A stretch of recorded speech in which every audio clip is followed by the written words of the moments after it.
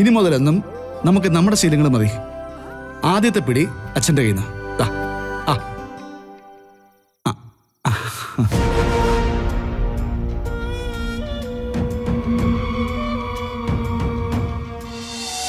ചേച്ചി, സാധാരണ വീട്ടിലേക്ക് പുതിയ പെണ്ണുങ്ങൾ വരുമ്പോ വീട്ടിലുള്ളവരുടെ ഏറ്റവും വലിയ ടെൻഷൻ എന്താ?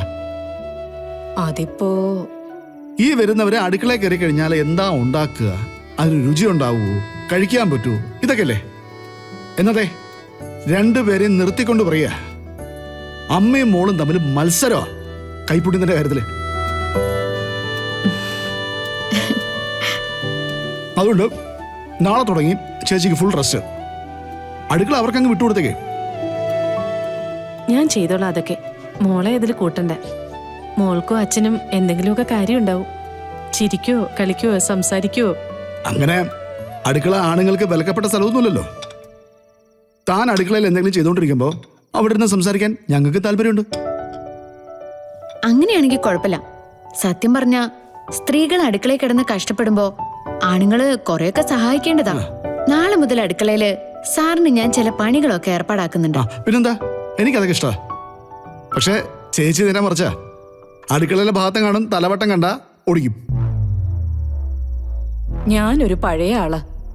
അടുക്കള പെണ്ണുങ്ങൾക്കുള്ളത് മാത്രമാണെന്ന് എന്റെ വിശ്വാസം. അതിന് ഇക്കാലത്ത് വലിയ വിലയൊന്നുമില്ല. അതുകൊണ്ട് കൃഷ്ണമോളുടെ ആഗ്രഹം നടന്നോട്ടെ.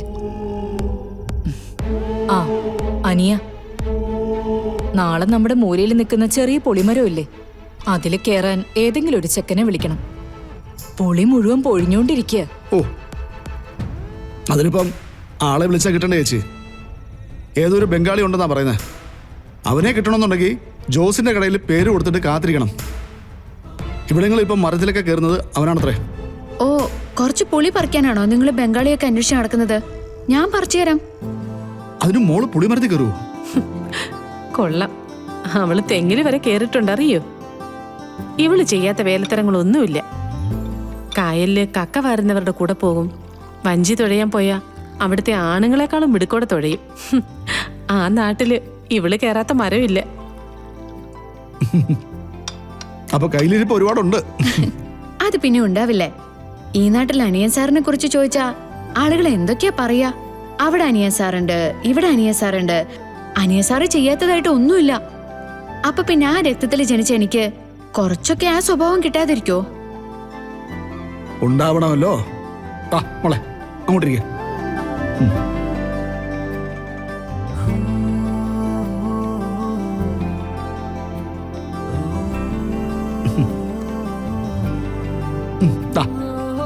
കഴിച്ചോ? ഇനി മുതലെന്നും നമുക്ക് നമ്മുടെ ശീലങ്ങൾ മതി. ആദ്യത്തെ പിടി അച്ഛൻ്റെ കയ്യിൽ നിന്ന്.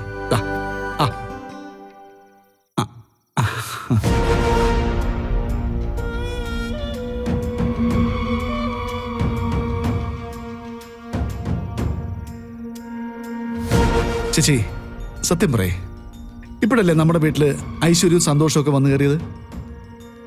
നീ പറഞ്ഞത് സത്യ. ഇവര് കൊണ്ടുവന്ന ഐശ്വര്യം ചെറുതല്ല.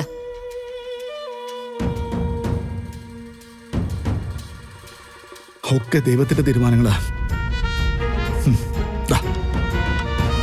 കഴിക്കുമ്പോളാ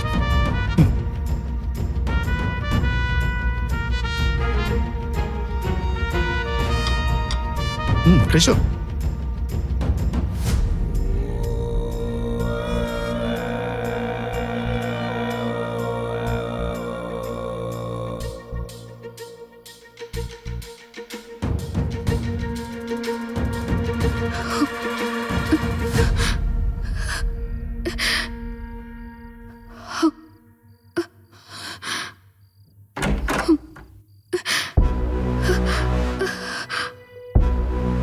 എന്താ മോളെ, എന്തിരിപ്പാ അത്?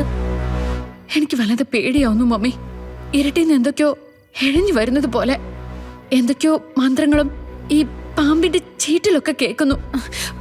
തനിച്ചിരുന്ന് നീ എന്തൊക്കെയാ ആലോചിച്ചു കൂട്ടുന്നേ? കളരിക്കിലേക്ക് ചെന്നാ അവിടെ നാഗദൈവങ്ങളുണ്ടെന്നെങ്കിലും വിചാരിക്കാം. ഈ വീട്ടിൽ അതുകൂടി ഇല്ലല്ലോ. പിന്നെ എന്തിനാ മോളെ നീ പേടിക്കുന്നേ? എനിക്കറിയില്ല മമ്മി. ഏത് നേരവും നെഞ്ച് വല്ലാതെ ഇങ്ങനെ ഇടിക്കുക. ഓ, ഇടയ്ക്കിടയ്ക്ക് നെഞ്ചിന് വല്ലാതെ കനം കൂടി വരുന്നത് പോലെ. എനിക്ക് എന്തേലും പറ്റിപ്പോവും മമ്മി. ഞാൻ മരിച്ചു പോവും. മോളെ എന്താ ഇത്? ഇനി മോള് തനിച്ചിരിക്കണ്ട. പകലായാലും രാത്രിയായാലും മമ്മിയുടെ കൂടെ ഇരുന്നാ മതി. മമ്മി മമ്മി എന്റെ കൂടെ തന്നെ കിടക്കോ? മമ്മി അടുത്തുണ്ടെങ്കിൽ എനിക്ക് ഭയങ്കര ധൈര്യമാ. വാ.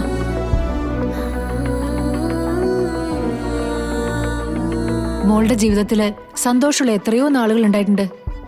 മമ്മി മോളും കൂടെ എത്ര സ്ഥലങ്ങളിൽ പോയിട്ടുണ്ട്. അവിടെയൊക്കെ നീ ഹാപ്പി ആയിരുന്നല്ലോ. അതൊക്കെയാ മോള് തിരിച്ചു മറിച്ചൊക്കെ ആലോചിക്കണ്ടേ. അല്ലാതെ പേടിപ്പെടുത്തുന്ന കഥകൾ മാത്രം ഇങ്ങനെ ഓർത്തോണ്ടിരുന്ന ആർക്കായാലും ഇങ്ങനെയൊക്കെ സംഭവിക്കൂ. മനസ്സൊരുപാട് ടെൻഷനാവുമ്പോഴാണ് ഈ മരണഭയമൊക്കെ തോന്നുന്നത്. അല്ലാതെ എന്റെ മോക്കൊന്നുമില്ല. നിന്റെ മനസ്സിലെ ചിന്തകളെ ഒന്ന് കുടഞ്ഞു കളഞ്ഞ നീ എന്റെ പഴയ പെർഫെക്റ്റ് ആയിട്ടുള്ള ഗാഥമോളാവും. I will try mummy. നന്നായിട്ട് ഉറങ്ങ്. എന്നിട്ട് നാളെ രാവിലെ ഉണർന്ന് ഫ്രഷ് ആയിട്ട് എവിടെ വേണമെന്നുണ്ടെങ്കിൽ പോ. മോക്ക് എന്താ ആവശ്യം അത് മമ്മിയോട് പറഞ്ഞാൽ മതി. നിനക്ക് സ്വസ്ഥത നഷ്ടപ്പെട്ട എന്റെ സ്വസ്ഥത കൂടി ഇല്ലണ്ടാവുന്നത്. നിന്റെ കണ്ണൊന്നു നിറഞ്ഞ ഞാനും കരഞ്ഞു പോവും. നിന്റെ പ്രതീക്ഷകൾ ഇല്ലാണ്ടായ പിന്നെ എന്റെ ജീവിതത്തിന് അർത്ഥമൊന്നുമില്ല. മമ്മിയെ തോൽപ്പിച്ച് കളയല്ലേ മോളെ. ഞാൻ അത്രയ്ക്ക് നിനക്ക് വേണ്ടി വേദനിക്കുന്നുണ്ട്.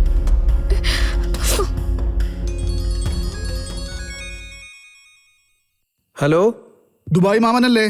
അല്ല, നിങ്ങളാരാ എന്നെ അങ്ങനെ വിളിക്കാൻ? ഞാനേ കൃഷ്ണയുടെ അച്ഛനാ. അയ്യോ, സാറായിരുന്നോ? മോള് തന്നെ വിളിച്ച് ശീലിച്ചത് ദുബായ് മാമനെന്നല്ലേ, അതുകൊണ്ടാ അങ്ങനെ വിളിച്ചേ. താൻ ഉറങ്ങിയായിരുന്നോ?